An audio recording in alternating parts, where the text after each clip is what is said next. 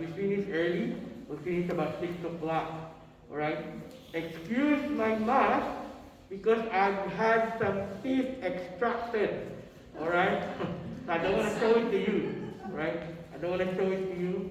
But yeah, so bear with me and I hope you can understand what I'm saying. I was watching the video of Brother David last week, and I know he started in the book of Ephesians chapter 1, is that correct? And it's actually a preparation for our SOTV in April, right? And because of that, I feel like I want to continue on by sharing or teaching all of us chapter 2 of Ephesians, okay? So I believe we started with chapter 1. Okay, I don't have okay. I'm calling this devotion or teaching rather from death to dwelling. It's God's wonderful work in Christ in Ephesians chapter 2. Alright?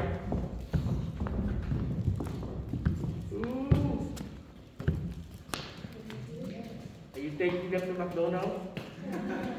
I'll come.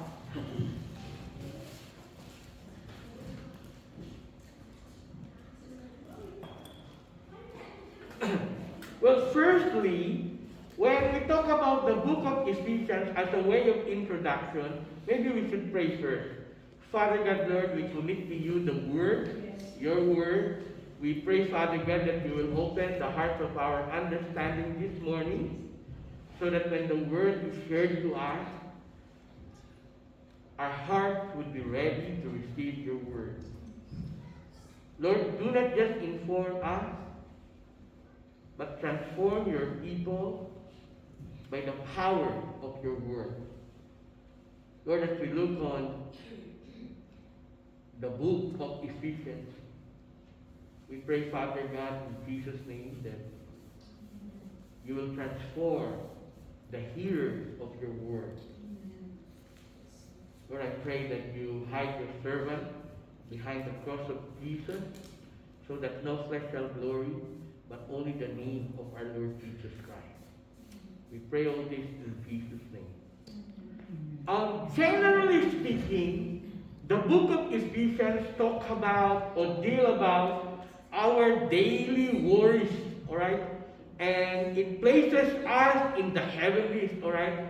From the opening words, you will see Paul does not start with the problems of the church. Right?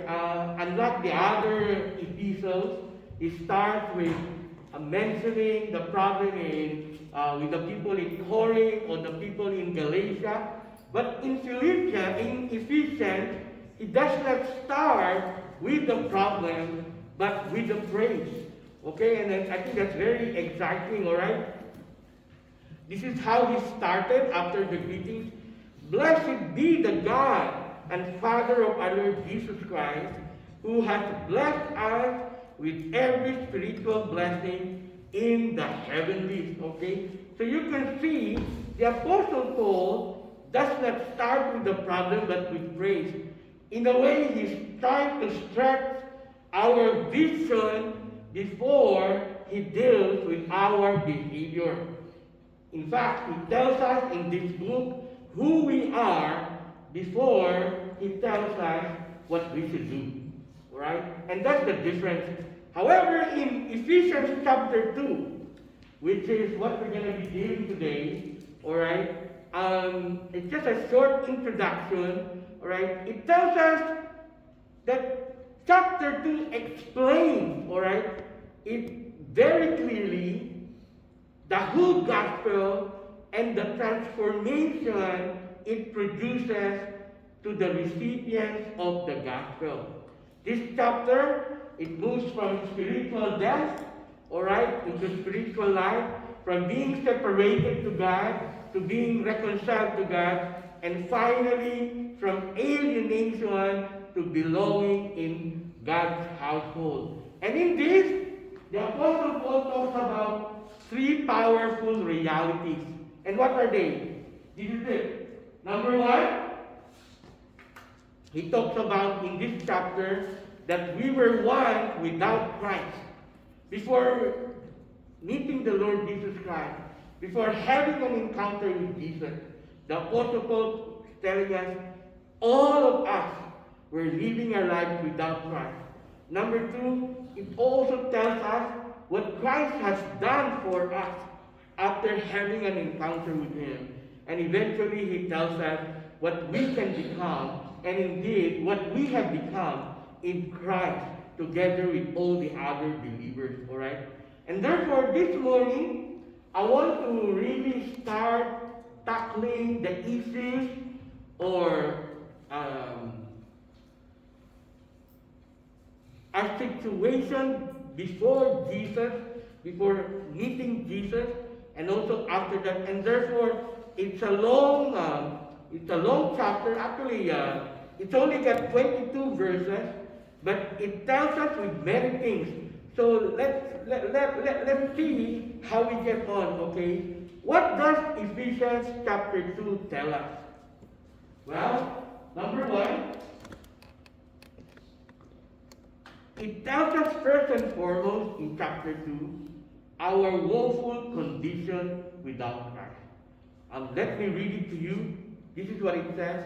And you He made alive who were dead in trespasses and sins, in which you once walked according to the course of this world, according to the prince of the power of the air, the spirit who now works in the sons of disobedience, among whom also we all once conducted ourselves in the lust of our flesh, fulfilling the desires of the flesh and of the mind, and were by nature children of wrath, just as the others. In other words, church, before our salvation, the Apostle Paul is telling us humanity in many ways. Number one, we were dead in our sins. That's the very first thing. Before you and me had met the Lord Jesus Christ, just in case you didn't know, you and I couldn't approach the Lord. You and I had no capacity to do anything that's good, to do anything that's holy, because we're told that we were dead in sin. How many of you believe that when a person is dead, you cannot do anything? Amen? And of course, we're talking about spiritually dead. Alright? Of course, we were alive physically, but spiritually we were dead. And the Apostle Paul tells us that we were dead in our sins. Spiritual death means separation from God and the inability to save ourselves. He says that you were dead in your trespasses. And that's why we can see our condition is pitiable. We had no chance of survival spiritually without the Lord Jesus Christ. And number two, according to the Apostle Paul, we walk according to the world. What that means is that every one of us used to live according to the worldly systems that was opposed to the Lord. We were following the course of this world. How many of you were in that position before meeting the Lord Jesus Christ? Amen? Amen? Amen? How many of you were doing what the world were doing before meeting Jesus Christ? Amen? You wanted to drink, you wanted to be drunk every day, you wanted to gossip, you wanted to steal. We were all dead and we were all walking according to the world. And not only that, the Apostle Paul tells us this. We were all under the wicked one. Which is the wicked one? The prince of the power of the air. In other words, spiritual beings in the air. I think we talked about this in Ephesians chapter 6 many months ago, that we believe that whether you like it or not, something is happening in the air. There are spiritual forces that are controlling the world system, right? And the Apostle Paul is telling us, we were all under the wicked one. It refers to the influence of Satan over this fallen world. So in other words, church, the Apostle Paul is really telling us our condition is very woeful without the doing of our Lord Jesus Christ. Amen? In fact, he says this, that we were by nature children of wrath. We were children of wrath. We were cursed. Without Jesus Christ, we were cursed. Alright? Without Christ, humanity stands under God's righteous judgment. Alright? And this whole section in chapter 1 reminds us one thing. And this is that our salvation begins with recognizing the seriousness of our lost condition. In other words, church, in order for you and for me to grasp the idea of how to be saved spiritually, you and I must come to a place in your spiritual life that you and I are lost. Because you will not find the need for a Savior if you do not know that you are lost. Amen? And therefore, it's very important for all of us, for all humanity, and this is now in chapter 1, that salvation begins with you and me recognizing the seriousness of our lost condition. And how serious is it? When a person is without Jesus Christ, we know, and the Bible tells us, that you are going to eternal damnation. And that is the seriousness of our condition without Jesus Christ. And therefore, we always want to say, praise the Lord, that we are now with Jesus Christ. Amen? Amen. That because of what Jesus has done for our lives, for people's lives, we will no longer be spending eternity in eternal damnation. Many people ask, what is the definition of hell? I like what Billy Graham said many years ago, because many people don't believe, or some people don't believe, that there is a place like a physical hell, whereas the Bible tells us that there is a place, a physical hell. But I like how Billy Graham described what hell is. This is what he said. Hell is eternal separation from God. In other words, forever and ever and ever and ever lonely. Have you ever felt loneliness in your life? Yeah. Have you ever felt being alone in your life? No friend, no money, no daddy, no girlfriend, no boyfriend, no McDonald's. You feel lonely when you're hungry, huh? Sometimes. Now double that or multiply that by so many millions. You don't appreciate the value of McDonald's when you are full, huh? When you're very hungry, I wish I could have McDonald's. Or I always say this to myself, every time I drive wherever in the winter time, and I see people waiting at the bus stop, I appreciate more the value of a car when you're driving. Isn't it true? When you pass the bus stop or train station, and you're inside your car, warm. Sometimes it's like that. We don't appreciate the joy that you and I are having right now when we don't feel loneliness.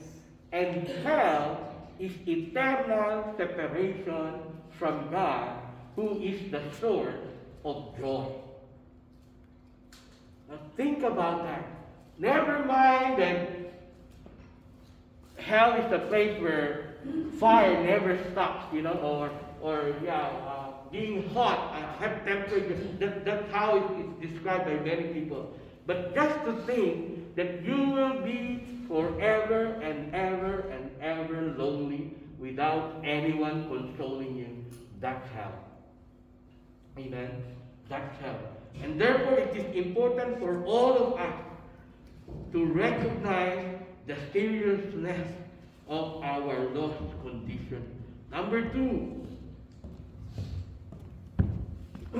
Ephesians chapter 1, it also talks about the intervention the wonderful intervention of the grace of God. Let me tell you, or let me read to you verses 4 to 7. But if you have your Bibles with me, but God, say, but God. But God are the two words that are very powerful in this chapter. Why?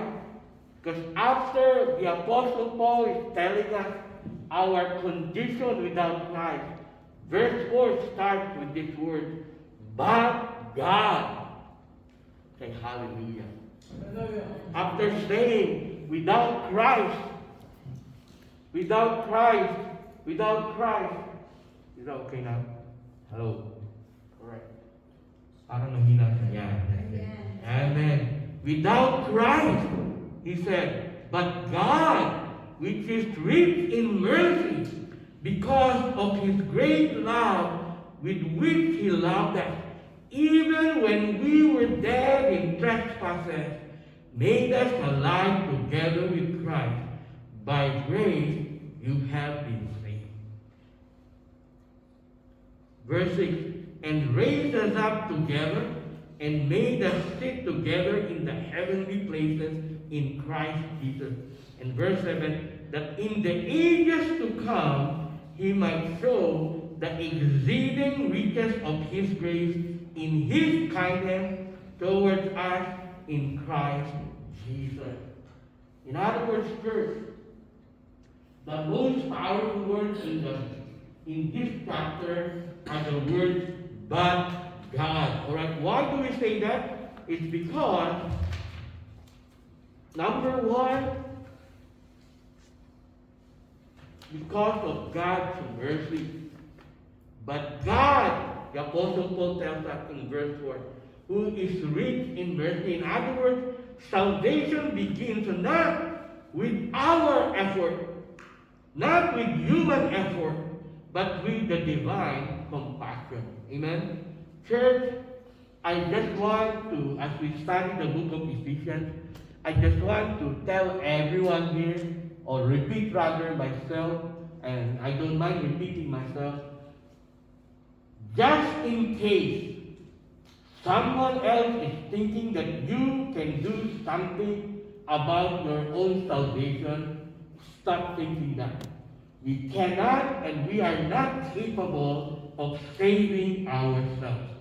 We cannot even, a dead person has no ability to think, to do good, or even to approach God. We cannot because of our fallen nature. And that's why this word, but God, who is rich in mercy, is a big thing. It's a big thing. And that's what the epistle, the writings of Paul is telling us, that salvation begins not with our human effort, but with the divine compassion. How many of you are blessed that God has loved us? Amen. Amen. Can you imagine we cannot even approach God because of our fallen nature. That's why I always say this, it is not you who has found God. It's always been God who's found you. Amen? Because how can you find God if you were dead in your trespasses? If you were dead spiritually, how could you approach God? How could you think, God, I want you? No, you cannot, because you are dead in our sin. We were all dead in our sin. No one is capable of doing or even thinking what is good. Number two, because of his great love. Okay, we just got that. Because of the great love with which he loved us, God's motivation for saving us has always been love. For God so loved the world that he gave. Amen? For God so loved the world that he gave. Number two, he also made us alive with Christ. Remember, I keep saying, because this chapter talks about you and me. Before Jesus, we were all dead in our trespasses. And yet, we are told that he made us alive with Christ. Even when we were dead, He made us alive together. This describes our spiritual resurrection. In other words, church, there will come a time, if we are blessed enough to experience the second coming, then we wouldn't need to be resurrected. Amen? However, if all of us die before the coming of the Lord Jesus Christ, the Word of God promises us something, that you and I will also be resurrected with Jesus. Amen? And that's our hope.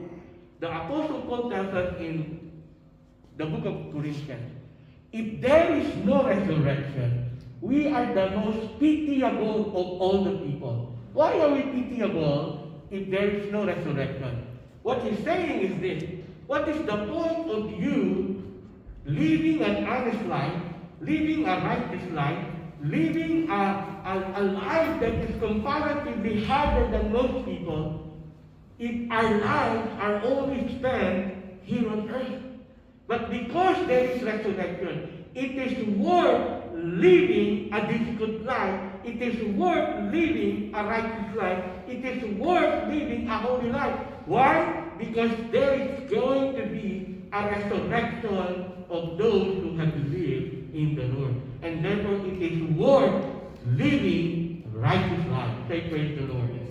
Amen. It's all worth it. It's all worth it. Because He says this: He also raises us and seated us with Christ, raised us up with Him, and seated us with Him, according to verse 6. In other words, we believers will share in Christ's victory and authority. Isn't it wonderful that one day we will be sitting with Christ when He judges the world, when He reigns, especially there's another teaching in the millennium reign of Christ. You know, there is a period, all right, when the devil will be put into chains, at least for 1,000 years here on earth. Jesus will reign with the believers. Jesus will reign with the believers. For the wealth of His grace. Alright?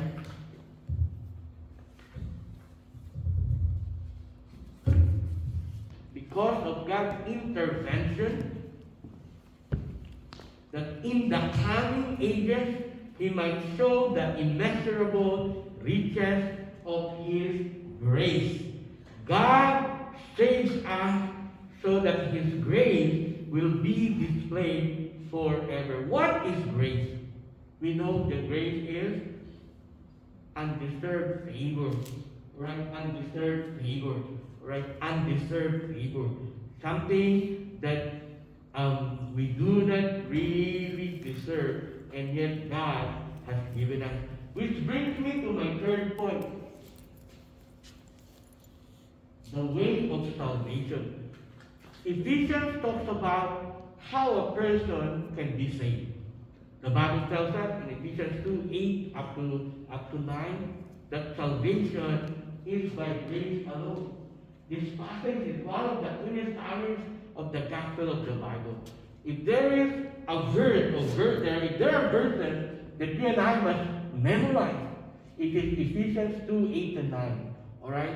For by grace you have been saved through faith. It is the gift of God. Okay? It is not according to your will, lest any man should boast. Okay? In other words, the Apostle Paul is telling us, yes, you were dead in your trespasses, but God, because of His mercy. And then he continues on in chapter 2. For by grace you have been saved. Can I just say, you have been saved is a present perfect tense. In other words, a present perfect tense, it tells us that it's something that has happened in the past, but it's still happening and it's still applicable to today. In other words, when a person makes a commitment to Jesus, even if it was done in 1970 or in 2010 or in 2022, that declaration of faith towards the Lord Jesus Christ is still applicable to yourself during the present time. It's in present perfect tense. For by grace you have been saved through faith. In other words, church, our salvation is by grace only. In other words, you and I do not deserve to go to heaven, and yet God has chosen to give us this grace. And that's what chapter 2 is all about, church. Grace means undeserved favor. And salvation also is a gift. By grace you have been saved. And salvation comes through faith. What is faith? Many people think faith is just knowing that Jesus existed. How many of you believe that even the devil believes that Jesus and God exist? That's not faith. That's head knowledge. Faith is trusting completely in the finished work of Jesus Christ.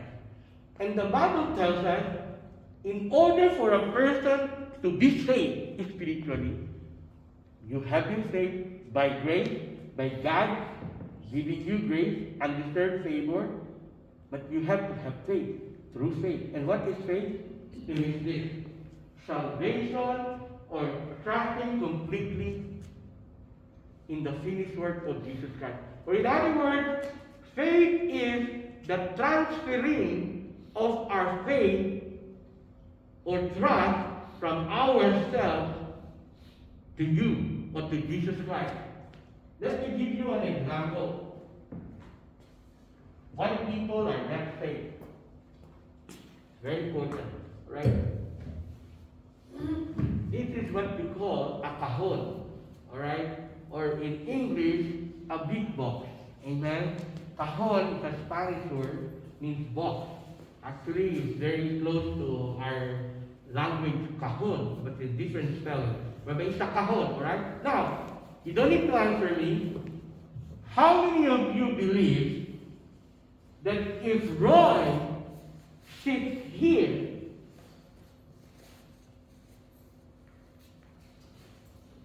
that this cajon box will hold Roy? How many of you believe that? Amen.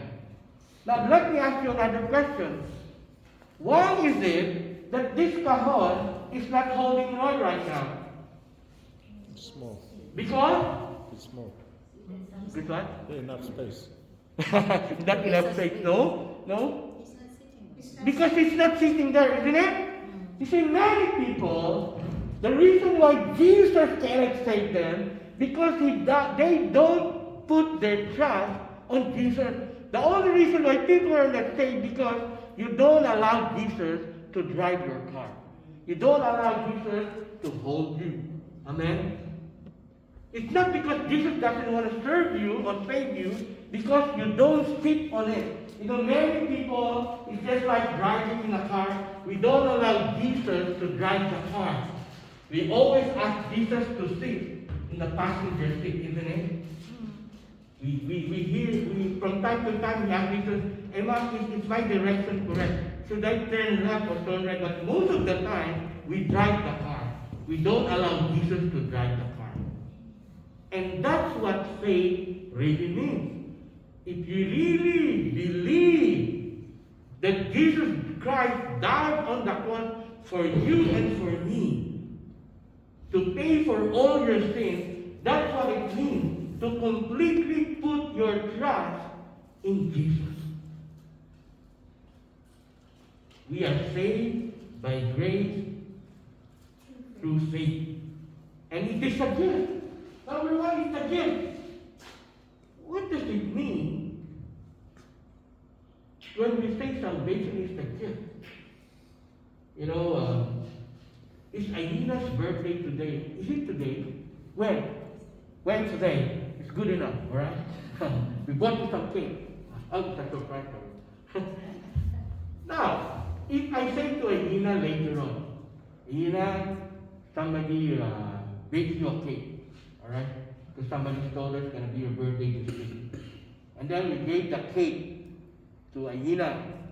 And the very first thing that Aina did, let's say to Edward gave Aina. And the very first thing that Aina does is she puts her hand in the wallet and takes some cash and try to pay Edward, all right? What do you think Edward would feel? Don't say he's going to be very happy, you know. No. Normally, a person who would give a gift would be insulted, isn't it? Because you know it's a gift, isn't it? But you see, church, many of us, what they want to do when God is saying, I love you, I have done this for you, I want you to accept my love, I have prepared a place for you. But what we are saying, no, it's okay. I want to be good. I want to give money to charity. I want to build a building for your church because I want to go to heaven. I want to make sure that this school has enough books and all that because I want to be good. In other words, God is telling you, I want to stay there, I'm giving you this gift, and yet we're trying to pay God. But the Bible tells us in Ephesians 2:8-9, for by grace only, you have been saved, through faith. You and me cannot do anything in order to gain a place in heaven. You know how you can get a place in heaven? There's only one thing you can do. You must be holy. You really must be holy. And that's why He solved this problem of holiness by sending His Son Jesus Christ as a gift. So that when anyone who receives Him in his life, in his heart, when God looks at you, He doesn't look the old me. He doesn't see the old me. He doesn't see the old Eden. He doesn't see the old Ida. He sees Jesus, who is holy. That's how He solved the problem of holiness. What He sees in us is Jesus Christ, His Son, who is holy. Amen? The way of salvation is by grace, not by works. Not a result of work so that no one may boast. Because that is true. When the Bible tells us that Jesus Christ has died on the cross and He said it is finished, there is nothing that you and me can do. Because if that is the case, if we can do something, then Jesus Christ died for nothing. That's why we say it's an insult. Human effort cannot earn salvation. However, verse 10 tells us this.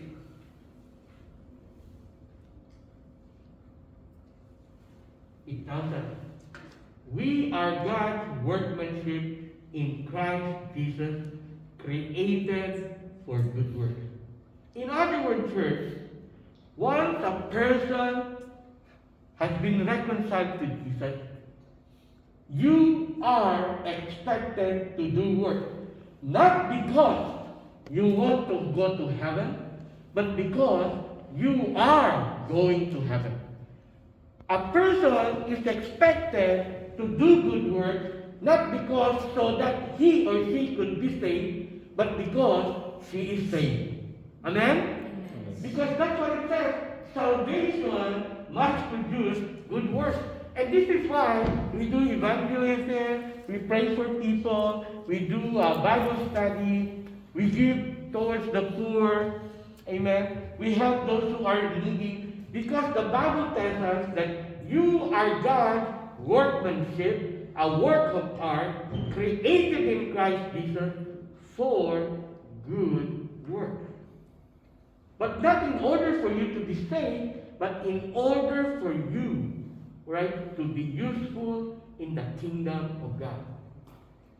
There is nothing, no amount of work can anyone do in order to gain salvation or a place in heaven. Because it's only by grace. However, once a person is reconciled to God, that salvation must produce good. Say praise the Lord. Praise the Lord. You know, my illustration has always been like this. Dogs do not bark because they want to be dogs. Bark. Dogs bark because they are dogs. Amen. In the same manner, you and I, we like to do good work, not because we want to be saved, but because we are saved. Say praise the Lord. Praise the Lord. Amen. Amen. Amen. Number 4, church. Then the Apostle Paul talks about our former worldwide separation from the Lord. In a way, the Apostle Paul reminds us, Gentiles outside Israel, believers, that what life was like before Christ. Do you remember your life before Jesus? Your life before, or without Christ? I don't know if you still remember it. For some of us, it's a long time ago. In verse 12, when our life was without Christ, we're separated from Him, had no meaning. Our separation meant there was no Lord in our lives. Our separation also, the Apostle Paul tells us we have no citizenship. We are excluded from the Commonwealth of Israel. But now we have been enjoyed. We have been crafted into the family of Israel. Although we were not the real Israelites, the Apostle Paul tells us that since having and showing our faith, making a declaration of faith, God engrafted us, alright, into the family of Israel. Say praise the Lord. We were Gentiles before, but now we are in the family of God. We had no family, we had no citizenship, but now we are the citizens of heaven. And also, what about this one? The Apostle Paul talks about we did not have a covenant promise or covenant promises. You know why that is important? If you and I are in covenantal agreements with God, that means we can claim the promises of God. Amen? What are the promises of God? One of the promises of God says, call unto me, and I will answer you. Call unto me, and I will show you great and mighty things that you have not seen before. Cast all your cares upon me. The Bible tells us.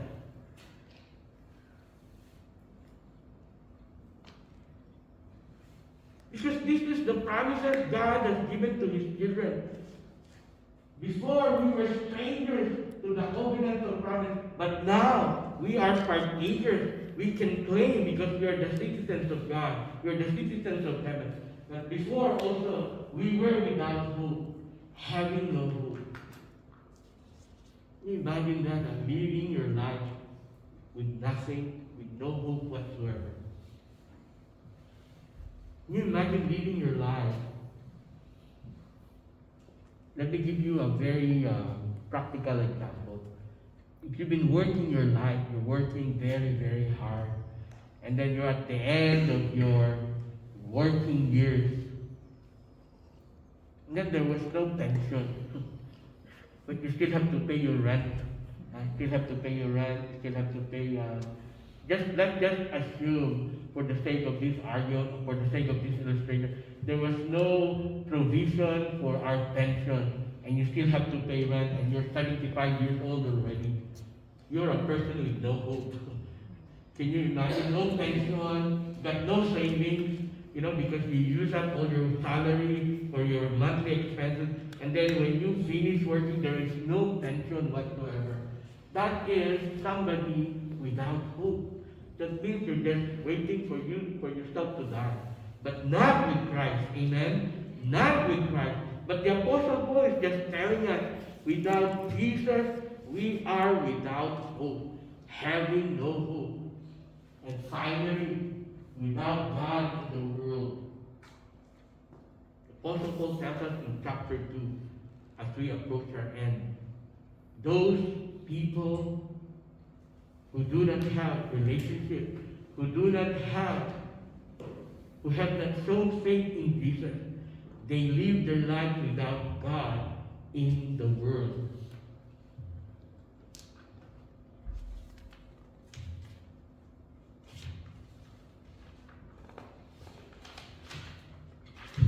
Finally, as we end chapter 2, the apostle talks about the work of Christ in reconciliation.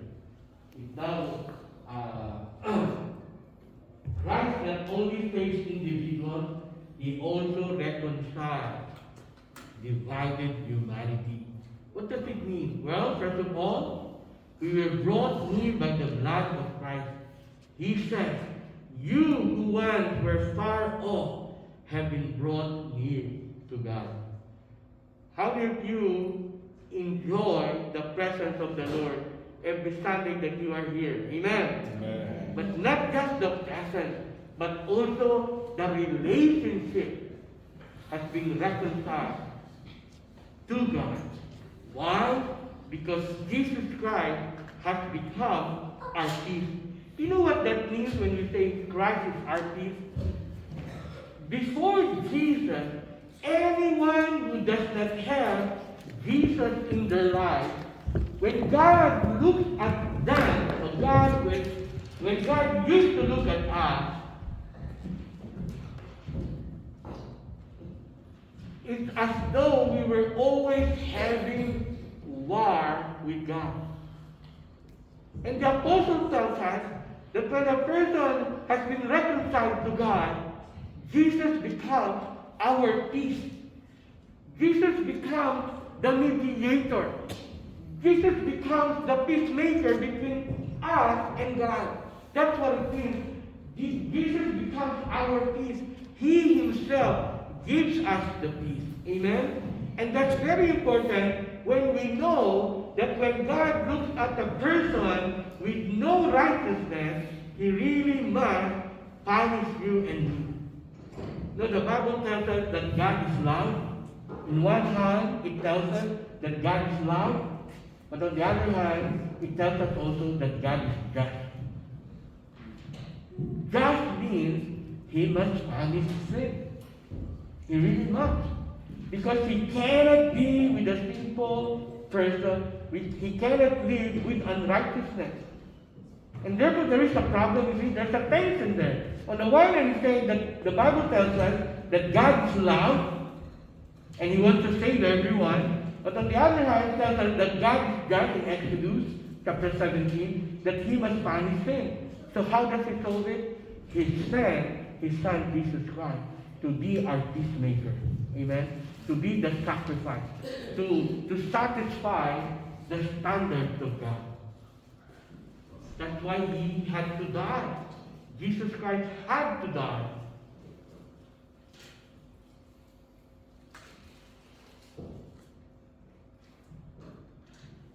Oh, I like this one. And then Paul tells us he broke down the wall of division, breaking down in his flesh the dividing wall of hostility. Just in case, and I just want to remind us, the book of Hebrews tells us this, that when Jesus had finished all the work, you know, in the old days, I'm sure I don't mind repeating myself, I have time. Before the people of Israel could be covered for their sins for 1 year, the priest had to represent them every year. The priest had to, just imagine God was there. The priest had to enter what we call the Holy of Holies. Right? The Holy of Holies, there was like a big, very thick curtain. Alright? The people couldn't see God. They could not approach God. But you know what the book of Hebrews tells us? When Jesus had made the final sacrifice, he broke down the wall of partition. In other words, you and I have been given access directly to God. You don't need the high priest anymore. Jesus is more than the high priest, the Bible tells us. He is in the order of Melchizedek. And when Jesus is in our heart, the Bible tells us Jesus has broken down the wall of partition between you and God, between me and God, and therefore Jesus said, I am the way, the truth, and the life. Right? There is no more curtain or wall of partition. You and I could now enter directly to the Lord. Say, praise God. And that's why it leads us to our next point. Oops, that's not one. Oh, he reconciled us to God. We now have access to the Father. Yes. Through him, we both have access in one spirit to the Father. Hey, I don't want you to take this for granted. Right? Because for a very long time, the people of God could not be near God himself. There was always a partition. God said to Moses, only you could come, but even you, Moses, you could not see me. That's how God holy was and is. Amen? And that's why it's very important to know the nature of God, that God is love, but God is holy, and he must punish our sin. But he solved that problem by sending his son, Jesus Christ. Amen? Because Jesus Christ has become our righteousness. Say righteousness. I am the righteousness of God through Jesus. And the cross, right, is the cross that brings peace with God and peace with one another. And finally, the Apostle Paul wants to end with this in mind. He has given us a new identity. Okay, praise the Lord. How many of you here are British citizens now? Amen. Praise God. I'm so glad when I got my citizenship many years ago. I have a new identity. And having a new identity, I have many privileges. I can now go to Europe without a visa. Praise the Lord. Amen. If I apply for a job in the Middle East as an accountant, I would get more salary than a person from the Philippines doing the same job. Did you know that? Because of my citizenship. Oh, you didn't know that. I'm probably worse than maybe, say for example, Carlina is an accountant, and I probably, she's probably a better worker than me. But if we both work in Saudi Arabia doing the same job, she's doing better than me. But I can guarantee you I will get more because of my citizenship. It's true. You can check that. Alright? In other words, it's important to have a wonderful new identity in Christ. Amen? And in fact, this chapter, it gives us an ending with three beautiful images describing us. Number one, we are now fellow citizens with the saints. This is most wonderful. In other words, church, in the Philippines at least, when we talk about saints, we talk about those people who really holy. They were untouchable. And maybe they were, right? We're not belittling them, but that's how it was shown to us, it was taught to us. They are that kind of people. But did you know that anyone who's made a relationship with the Lord Jesus Christ, anyone who has been reconciled with Christ, we are called the saints of God. We have become fellow citizens with all the other believers. We are believers that belong to the kingdom of God. Amen? Not only fellow citizens, this chapter ends telling us we are members of God's family. No longer coming from the outside. We are members of God's family. In fact, I want to read that, okay? Verse 19, it tells us, now therefore, you are no longer strangers and foreigners, but fellow citizens. Oh, I'm so glad when I got my citizenship. Now, no one can look down on me in Britain, you know? No, because in 40 years ago, well, that's a long time. 40 years ago, there's a lot of racism in the UK, you know? And having a new passport, I remember I used to travel in Europe with my Filipino passport. Maybe I haven't told you this. There was no euro then, or if there was, it was very expensive. I would travel through, ano natin? Fishing? Dover. I would travel to Dover. I would go to Dover so that I could go to Calais by ship, you know. So, and I would travel, and then on the way back, I would be stopped by the immigration, either from Belgium or France.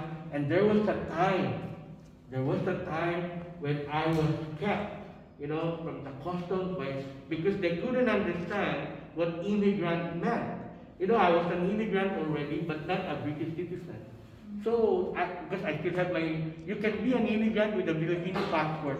Anyway, I was held there. So sometimes I said, I don't need the visa to go to the UK. I'm an immigrant, you know. But because they could see I have a Filipino passport, the guy in charge, you know, couldn't understand what an immigrant meant.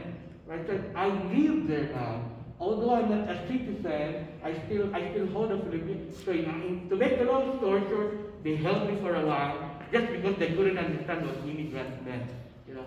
And therefore I said, when I landed back here, I said, it's time to change my citizenship, you know. Because I got scared, I didn't know what was happening, they couldn't understand English properly at the time, alright. But now, because of my new citizenship, alright, I enjoy what the normal British citizens like Lee and Roy enjoy, right? In the same way, what the other saints are enjoying, because we are now members of God's household, we also will enjoy. Say, praise the Lord. Salvation in Jesus brings us into God's family. Paul talks about we are being formed into God's dwelling, being built together into a dwelling place for God by the Spirit. Did you know that the church is not the building? The Apostle Paul tells us that when we gather together, all the saints, we are being built into a dwelling place for God. Did you know that we as a group, we are a dwelling place for God? That's why the devotion is called From Death to Dwelling Place. We were dead in our trespasses, but Paul ended the chapter by saying, we are being built together into a dwelling place for God by the Spirit. Say, praise the Lord. You and I are God's dwelling place. Yes, we are in the building, but actually Paul tells us and put it this way. By you being part of God's household, you and I are being built into a dwelling place for God by His Spirit. Being built together into a dwelling place, the church is us, becomes God's living temple. As I end,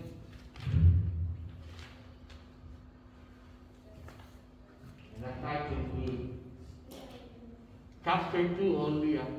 Remember, there was a time when we were dead in our sins. Amen?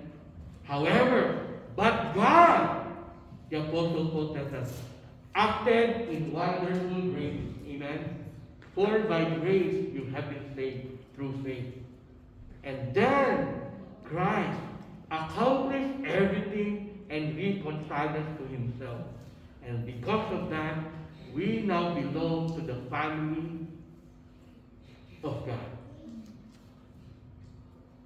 Chapter 2 then, therefore, reminds us that the church is not merely an organization, but a living structure where God Himself dwells. Amen?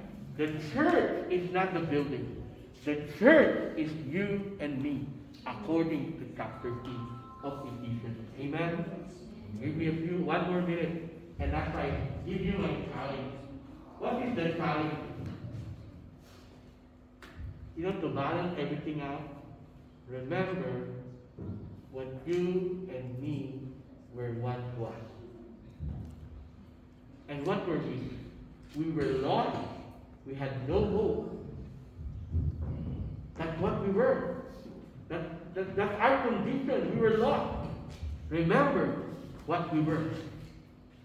But God, remember the but God word? But God, but because of God, we can rejoice in what God has done.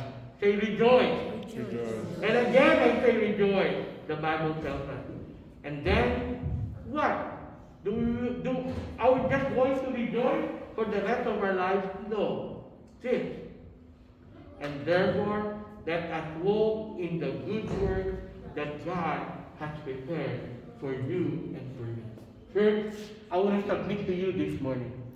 God has prepared something for you and for me to do, and these things that we must do are good work for the glory of God.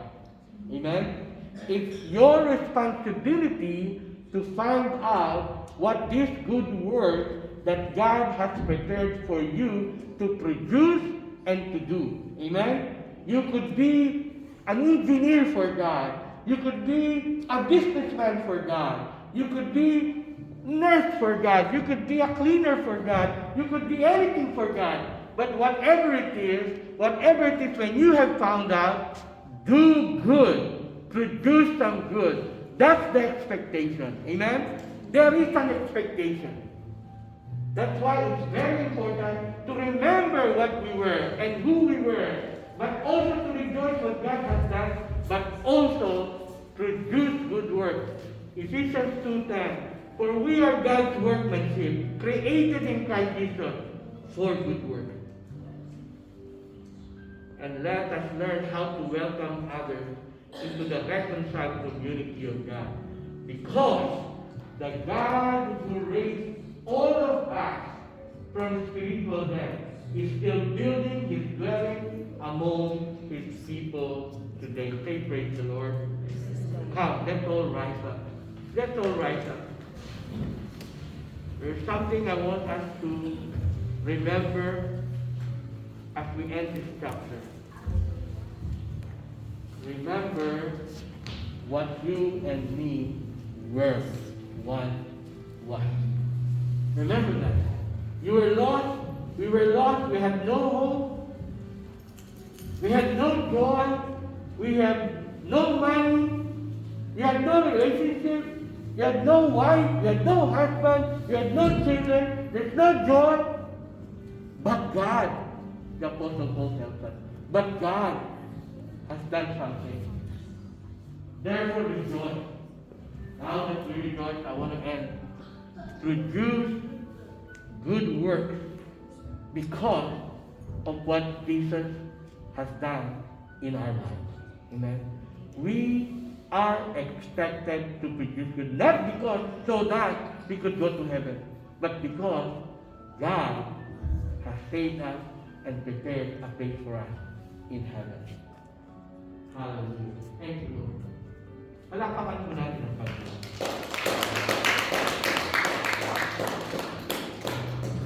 Our Heavenly Father, we thank you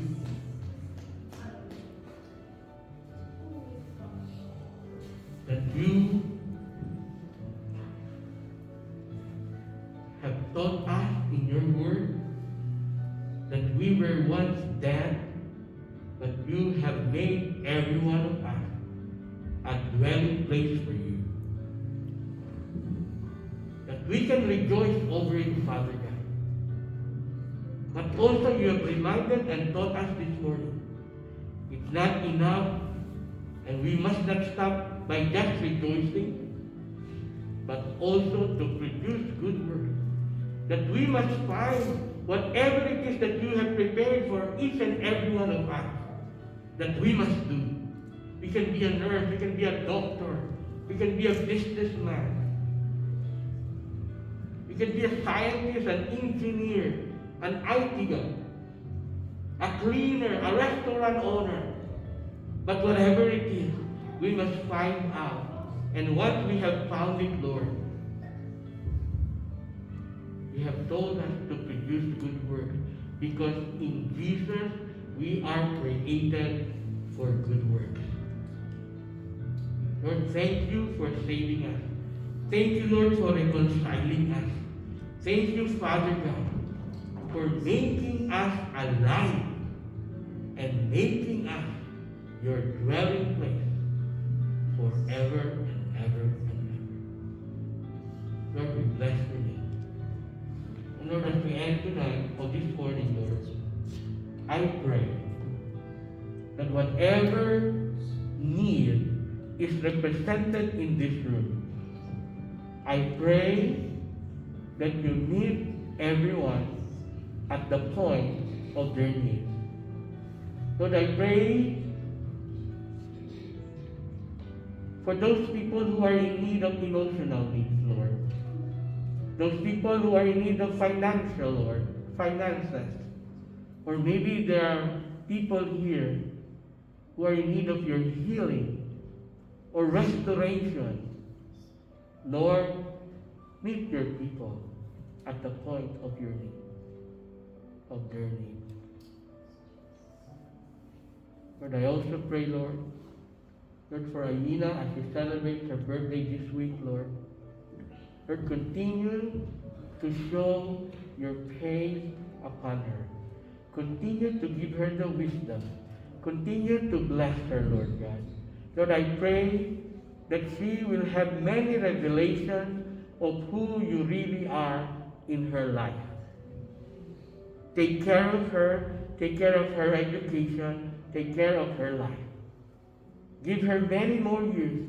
I pray that you will also give her an opportunity and the privilege of serving you. And Lord, as we end this morning, we declare that the love of our God the Father, the grace of our Lord Jesus Christ, and the sweet fellowship of the Holy Spirit be with us all, now and forevermore.